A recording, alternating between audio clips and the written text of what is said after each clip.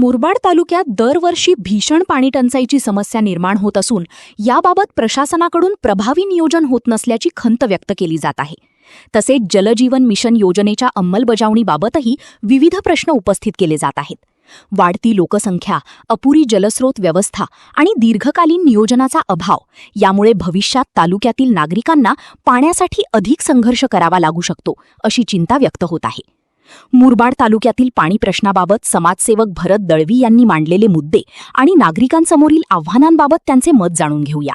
सध्या मुरबाड तालुक्यामध्ये मोठ्या प्रमाणामध्ये आदिवासी भागात डोंगर कपारीमध्ये पाण्याची समस्या जाणवत आहे. दरवर्षी उन्हाळा आला की या भागामध्ये प्रशासनाच्या माध्यमातून टँकरचा पुरवठा केला जातो, परंतु दरवर्षी असा जर टँकरचा पुरवठा केला तर पाण्याची टंचाई कधी थांबेल असा प्रश्न खऱ्या अर्थाने आवासून उभा आहे.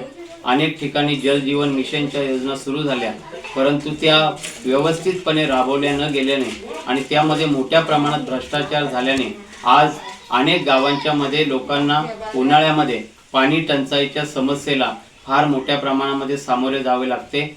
ही समस्या अशीच जर यापुढे राहिली आणि प्रशासनाने याकडे दुर्लक्ष केलं तर मुरबाड तालुक्यातल्या लोकांना पाण्यासाठी वनवन भटकावं लागेल. मुरबाड तालुक्यामध्ये दरवर्षी उन्हाळ्यामध्ये मोठ्या प्रमाणामध्ये पाणी टंचाईची समस्या भेडसावते.